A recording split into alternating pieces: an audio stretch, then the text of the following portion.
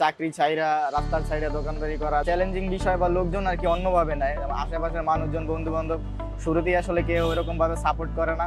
আশা করি সবকিছুর জবাব দিতে পারবো ইনশাআল্লাহ। আসসালামু আলাইকুম আরিফ ভাই। ওয়ালাইকুম আসসালাম। কেমন আছেন আপনি? জি আলহামদুলিল্লাহ, আপনি ভালো আছেন?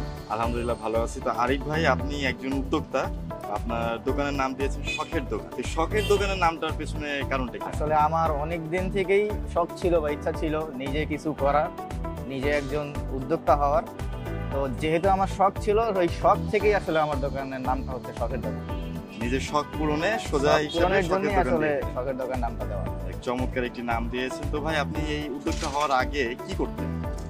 আমি হচ্ছে 2022-এ একটা গভর্নমেন্ট পলিটেকনিক থেকে মেকানিক্যালে ডিপ্লোমা কমপ্লিট করছিলাম। তো এরপরে ছোটখাটো কিছু জব করছি। আমার কাছে মনে হয়েছে যে জবের পাশাপাশি নিজের একটু স্বাধীনতারও দরকার আছে। তো ওই জন্যই আর কি নিজে উদ্যোক্তা হওয়ার জন্য এটা চালু করা। আপনি প্রাইভেট সেক্টরে জব করতেন, আপনার মনে হলো একটু স্বাধীনতা দরকার, আপনি একটু স্বাধীনচেতা মানুষ, সেখান থেকে আপনার নিজের ব্যবসা।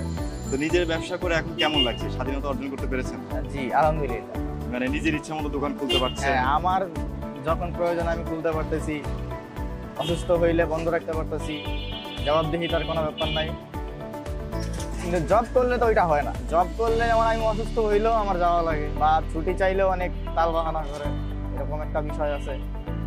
তো নিজের দোকান থাকা মানে একটা স্বাধীনতা আছে। মানে এখন হচ্ছে আপনি নিজেই নিজের মালিক। হ্যাঁ, আপনাকে হুকুমদারি করার কেউ নেই। এখন আমার উপরে আর কি অর্ডার দেওয়ার কেউ নাই। যাক, তো আপনাকে দেখেই বোঝা যাচ্ছে যে আপনি উদ্যোক্তা হয়ে আলহামদুলিল্লাহ খুবই খুশি আছেন। আপনার এই দোকানে কি কি আইটেম বিক্রি করছেন বর্তমানে? এখন আপাতত আমাদের কাছে মুড়ি আছে, ছোলা আছে, পেঁয়াজু, বেগুনি, আলুর চাপ এইগুলো আছে। আর হয়তোবা কিছুদিনের ভিতরে আইটেম আরো বাড়বে ইনশাল্লাহ। আপনার ভবিষ্যৎ পরিকল্পনা সম্পর্কে যদি একটু জানান। আমার ভবিষ্যৎ পরিকল্পনা হচ্ছে এইখান থেকে আমি শুরু করছি। তো ভবিষ্যতে আমি আরো বড় পরিসরে কিছু করতে চাই। সেক্ষেত্রে দেখা গেছে আমি রেস্টুরেন্ট পর্যায়ে যদি যাইতে পারি বা রেস্টুরেন্ট দিতে পারি, তাইলে হয়তো ভালো কিছু হবে। এইখান থেকেই শুরু করছি, আস্তে আস্তে আমি রেস্টুরেন্ট দেওয়ার পরিকল্পনা। আমি এইটা নিয়ে আলহামদুলিল্লাহ এখন খুশি আছি। এইটার পিছনে আমার মোট প্রায় 70-80 হাজার টাকার মতো খরচ গেছে।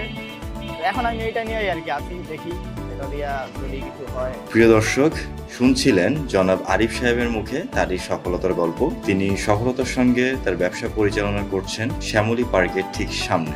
এরকম আরো অনেক গল্প পেতে আমাদের তাকু এন্টারপ্রাইজের অফিসিয়াল ফেসবুক পেজে চোখ রাখুন এবং উদ্যোক্তা সংক্রান্ত যে কোনো সাপোর্টের জন্য যোগাযোগ করুন তাকু এন্টারপ্রাইজের সাথে।